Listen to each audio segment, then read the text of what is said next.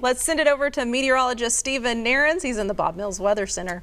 Yeah, and we're, obviously watching that weather closely for everyone that's trying to get outdoors. And, we've had some nice spring conditions recently. I mean, yesterday, my goodness, we were in the upper 70s in Tulsa. Southeastern Oklahoma hit the low 80s the last day of February. Clouds are settling back in this morning. So we had that sunny look yesterday, clouds moving back in. At times, it's going to be a mostly cloudy day. Temperatures today technically will be cooler than yesterday, but still above normal. We're in the low 50s behind a cold front that's moving through this morning in northeastern Oklahoma, but already 60s in southeastern Oklahoma. So the mild weather continues in our southern counties. That is a brisk north wind gusting 15 to 25 miles per hour in northern areas. So even though temperatures, are reasonable overall, you still need to have the jacket ready to go for that wind. The winds will slowly subside later this afternoon. Stronger gusts this morning, and then they'll come down to about 10 to 15 this afternoon and then into this evening. Winds will be, we'll call it off and on gusty on Thursday as an area of low pressure moves in. That strong storm system moves in.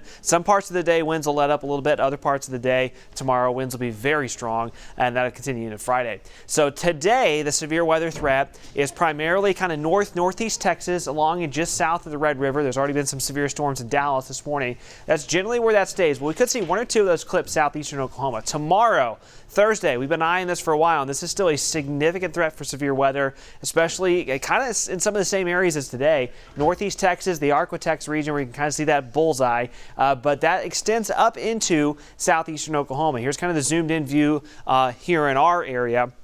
As far as the severe threat for tomorrow afternoon, tomorrow evening, and this hasn't changed too much so far, generally the thinking is long and south of I-40 is where the higher kind of setup will be for instability, wind shear, and for some, at times, fairly intense storms. That all modes of severe weather would be a possibility, particularly southeastern Oklahoma tomorrow afternoon and tomorrow evening. We could see a severe storm as far north as Tulsa on Thursday. The further north you head, it'd be more of kind of the wind and hail threat as opposed to what we see further south. So let's roll you through this on Future View. Again, mostly cloudy days, some sun breaks, a shower or two possible south of I-40, Pittsburgh, Latimer, LaFleur County. You get just south of Wilburton, Tallahena, Poto. That's where storm chances are higher today. Still warmer in our southeastern Oklahoma counties. Tomorrow morning starts off dry. So again, I want to emphasize it's not going to rain all day Thursday. We're going to start tomorrow off dry. Eventually some scattered showers and storms develop, and then they'll fill in more in the afternoon.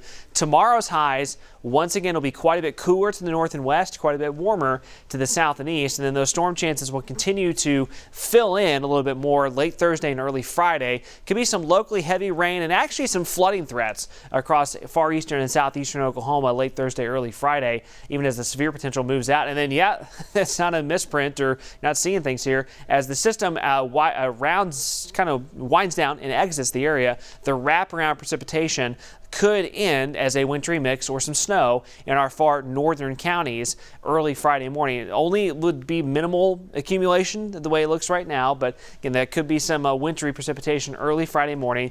Friday will be blustery and chilly as well, even as the precipitation ends. Now, if you like warm weather, the good news is it comes back pretty quickly. By the second half of the weekend, we're back in the low 70s yet again.